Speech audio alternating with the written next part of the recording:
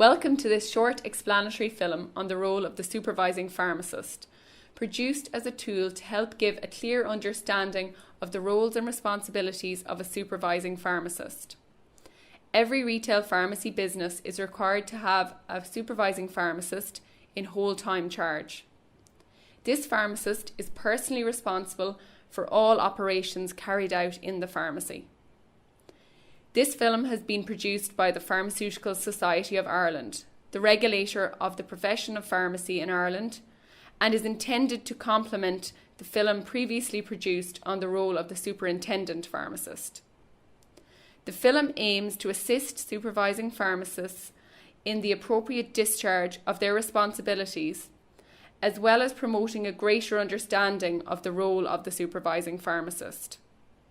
This film also aims to clarify the different roles of the superintendent pharmacist and the supervising pharmacist, notwithstanding that both roles may exist in the one person. The primary function of the Pharmaceutical Society of Ireland is to protect, maintain and promote the health, safety and well-being of the public. In order to achieve this goal of a patient-centred care structure in a pharmacy, it is essential for proper and robust accountability and governance structures to be in place. The Regulation of Retail Pharmacy Businesses Regulations 2008, made under Section 18 of the Pharmacy Act 2007, set out certain requirements to be complied with in the operation of a pharmacy. The Pharmacy Act 2007 established two essential roles which ensure that robust accountability structures are in place in every pharmacy in Ireland. Since November 2008, there must be a superintendent and a supervising pharmacist in place in every pharmacy in Ireland, notwithstanding that both roles may lie in the one person. The superintendent pharmacist is in personal control of the management and administration of the sale and supply of medicines, must have 3 years post-registration experience, is responsible for professional policy and clinical management of the pharmacy practice, and may operate in this capacity for more than one pharmacy. The supervising pharmacist is in whole-time charge of the pharmacy. This is an individual premises. Must have 3 years minimum post-registration experience, is responsible for all operations of the pharmacy, even when absent, may operate in this capacity for one pharmacy only at a given time, and may have a reporting relationship with the superintendent pharmacist. This diagram depicts the relationship between the positions of supervising and superintendent pharmacist. Next, we will examine the legal requirements for a retail pharmacy business to have a supervising pharmacist in place. The requirement for a supervising pharmacist to be in place comes from the Pharmacy Act 2007. The legal requirement is that at the premises where the business is carried on, or if there are 2 or more of these premises, at each of them there is a registered pharmacist who has 3 years minimum post-registration experience in whole-time charge of the carrying on of the business there. This legal requirement is set out in 27C, 28B and 29C of the Pharmacy Act 2007. This requirement stands regardless of the ownership structure of the retail pharmacy business. Having looked at the necessity for a supervising pharmacist, it is logical to examine the following question. How many hours per day or week must a supervising pharmacist be present in the pharmacy in order to properly discharge their duties? There is no minimum number of hours laid down. However, common sense would dictate that he or she must be present on a consistent and continuous basis, must be present for a significant proportion of the hours of business of the pharmacy to enable the discharge of their responsibilities, must be clearly in control of the pharmacy, must also exercise control when they are not present. The supervising pharmacist must be in control of the day-to-day management of the pharmacy. The registration of a retail pharmacy business requires the name and certificate of registration of the supervising pharmacist to be conspicuously displayed at the premises where the business is carried on. This requirement is located in Section 27E, 28D and 29E of the Pharmacy Act 2007. We will next examine the responsibilities of the supervising pharmacist. The legislative provisions could be considered under a number of headings: the Pharmacy Act 2007, associated regulations, the Code of Conduct, statutory rules, and professional guidelines. The supervising pharmacist must act in accordance with all of these. They must continuously review all these sources to ensure the pharmacy for which they are responsible is fully compliant with all the legislation and guidelines. This should be carried out through coordination with the superintendent. The superintendent pharmacist is responsible overall for the professional policy and clinical management of the pharmacy practice.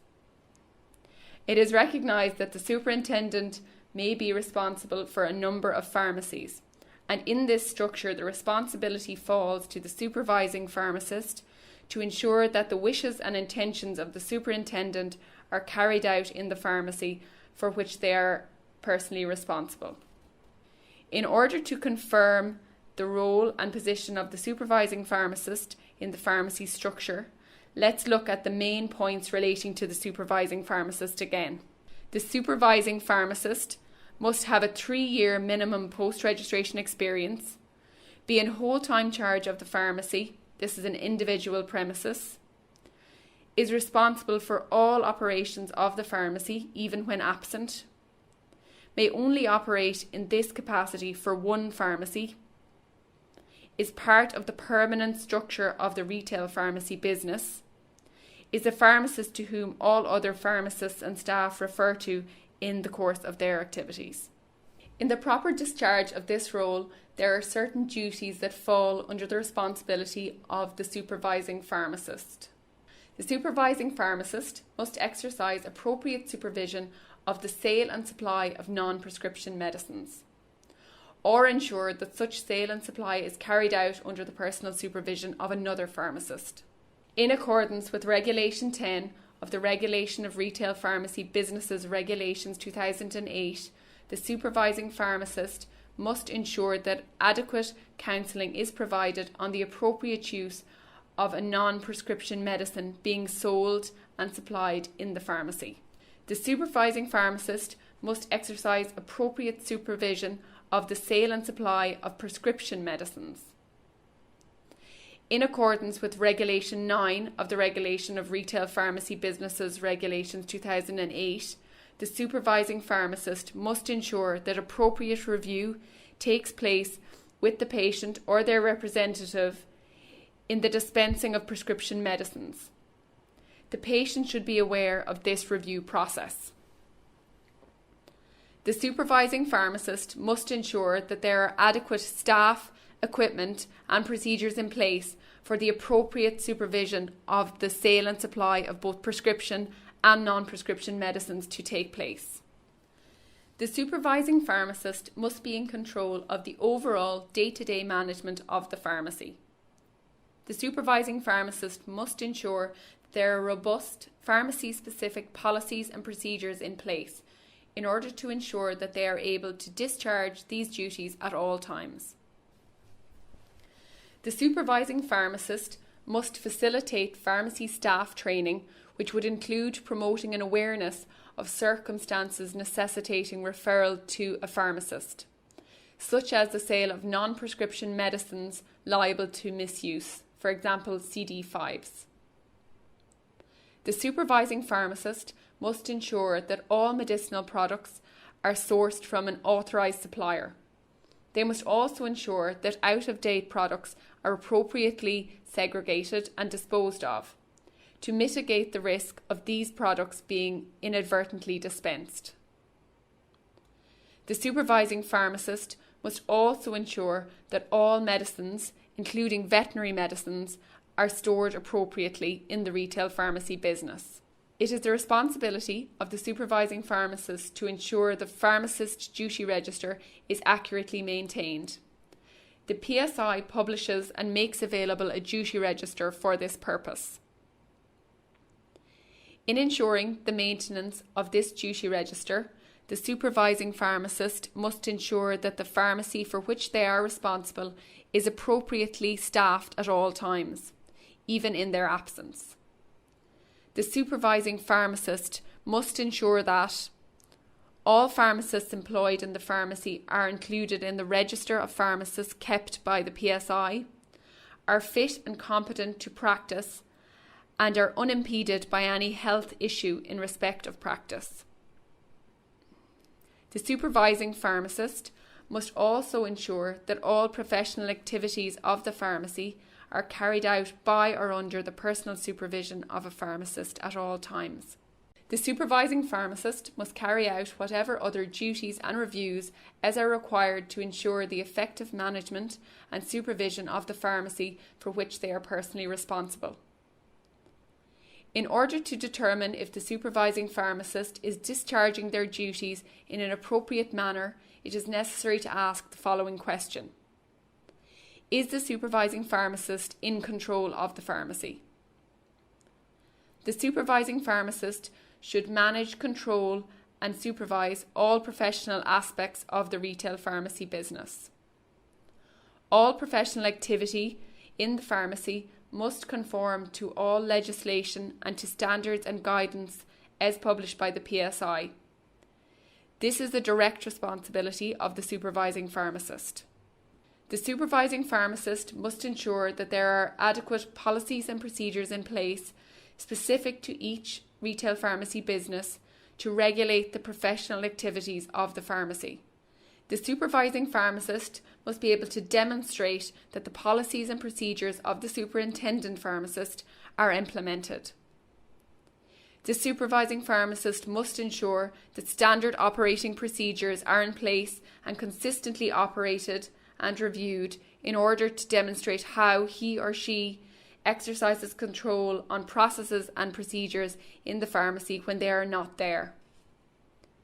It is important that the supervising pharmacist have a good working and reporting relationship with the superintendent pharmacist. This would include informing the superintendent of issues, for example, involving error or risk, which may require review in other retail pharmacy businesses. In the past, the lack of a robust regulatory framework for pharmacy was an argument against the expansion of the role of the pharmacist and the development of new pharmacy services.